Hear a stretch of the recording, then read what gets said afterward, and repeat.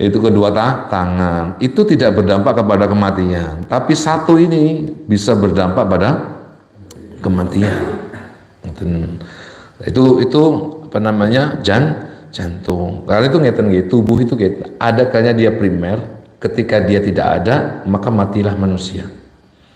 Tapi ada kalanya dia tidak primer, misalkan sekunder, ya, seperti tangan. Jadi fungsi kemanusiaannya akan berkurang dia. Ya.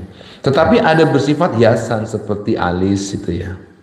Seperti ya, alis itu ketika nggak ada misalnya tidak apa ya, tidak mengurangi keindahan seorang manusia. Tapi kalau tangan nih itu mengurangi fungsi kinerjanya. Lek kano alis itu mengurangi kecantikan atau ketampanan seorang manusia. Makanya masing-masing anggota tubuh itu fungsinya berbeda-beda, statusnya berbeda-beda. Taubahnya seperti kita sholat itu. Di dalam sholat itu ada jantungnya. Di dalam sholat itu ada tangan, ada kaki. Di dalam sholat itu ada alisnya. Jantungnya sholat itu apa? Ya khusyuk itu. Kalau sholat itu tidak ada jantungnya, tidak ada khusyuknya, maka tidak lagi bisa disebut sebagai sholat.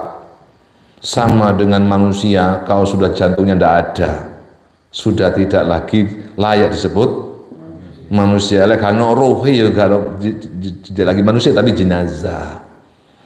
Ya sholat juga begitu. Kalau tidak ada khusyuknya, ya sama dengan nggak ada rohnya, tidak layak disebut sholat.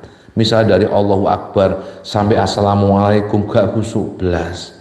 Ya, itu jenazah, sholat yang jenazah. Bukan sholat jenazah, sholat yang jenazah gitu. Tapi ada kemudian itu taubahnya seperti apa ya, keberadaan khusyuk di dalam sholat. Ada kalanya itu seperti rukun-rukun di dalam sholat. Seperti apa itu? Membaca Fatihah, membaca sebagainya itu taubahnya seperti keberadaan kepala. Manusia tidak lagi bisa disebut manusia kalau nggak ada kepalanya. Ya. Itu ya sesuatu yang vital itu. Tapi ada kalanya itu misalnya mengangkat kedua tangan, kemudian ada lagi misalnya ini apa? Sakta ketika habis Allahu Akbar gak langsung membaca gitu ya, sakta dulu. Itu seperti alis gitu ya. Kalau ndak ada ya nggak apa-apa, cuma nggak ganteng gitu ya, mengurangi kegantengan ya, seperti itulah nanti ya gambarannya. Itu analogi gitu. Itu urgensi roh ya. Wal atiba'u, dan para dokter itu idza atlaqu lafdz ruh, jika mereka menyatakan lafaz ruh, aradu bihi hadal makna, maka yang mereka maksud adalah makna ini. Jadi apa yang disebutkan tadi Imam Al-Ghazali itulah adalah makna apa? Makna ruh dalam arti para medis. Jadi kalau para medis menyebut ruh, maka yang dimaksud mereka itu adalah makna yang pertama ini. Wa huwa bukharun latifun andojathu hararatul qalbi. Yang dimaksud oleh para dokter itu bahwa ruh itu adalah bukharun, semacam oksigen. Bukhon zaman biyen dimaknane ngaji pondok niku uap ya, semacam oksigen ya. Latifun yang lembut, halus, andojathu hararatul qalbi, yang dihasilkan dari suhu panas yang ada pada jantung ya. Hararah itu kan suhu panas nih yang ada pada jantung.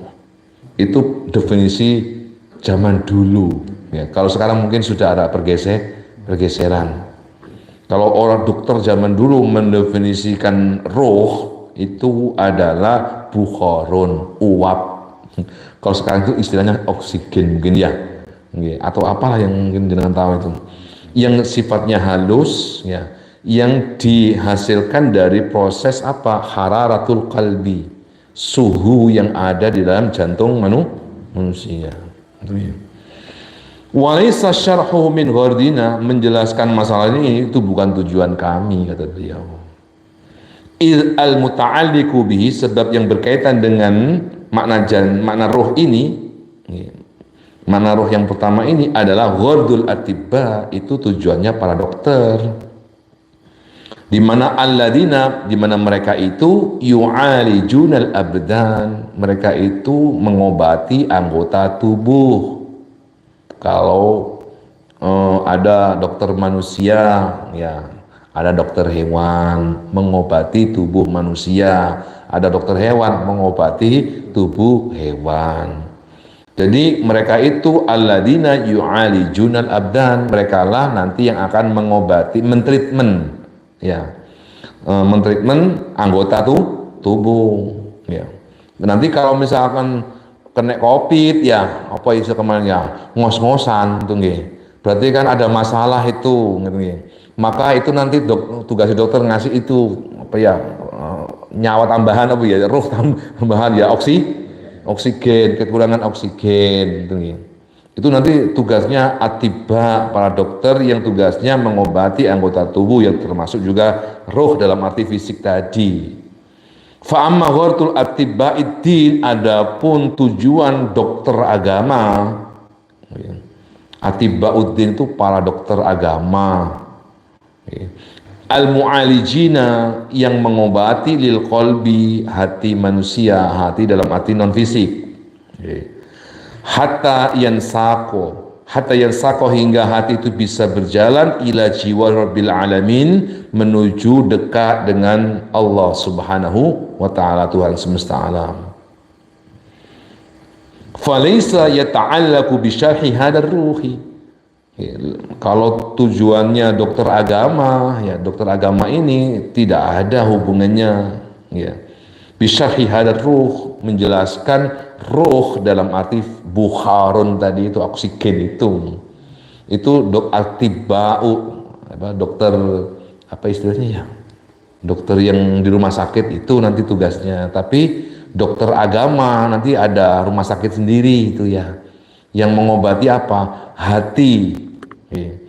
Dimana ketika hati yang stagnan, hati yang pemalas, hati yang jauh dari Allah, itu nanti diobatin. Hati yang berpenyakitan itu nanti datang kepada siapa? Atibbauddin, ya, datang kepada dokter agama untuk kemudian apa ya, interview dulu, diagnosis dulu, sehingga kemudian terdeteksi dia berpenyakitan, ya, dalam hal tertentu misalnya.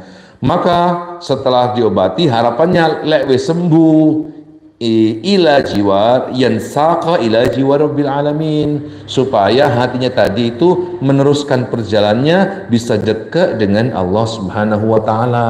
Itu dokter agama begitu nanti. Itu bedanya nanti dokter agama dengan dokter anggota tubuh, ya. Kalau dokter anggota tubuh itu ketika sehat bisa beraktivitas dunianya lagi, beraktivitas ya secara fisiknya lagi. Kalau dokter agama yang mengobati hati, biar hatinya bisa dekat dengan Allah. Yang awalnya misalnya berpenyakit, apa penyakit itu? Misalnya riya. Ya, orang riya itu kan nggak bisa dekat dengan Allah, dekat dengan ya tujuan, motivasinya tadi, ambisinya tadi. Karena hati yang riya itu tidak akan bisa dekat dengan Allah, maka perlu diobati hati yang penuh dengan penyakit riya tadi itu. Hati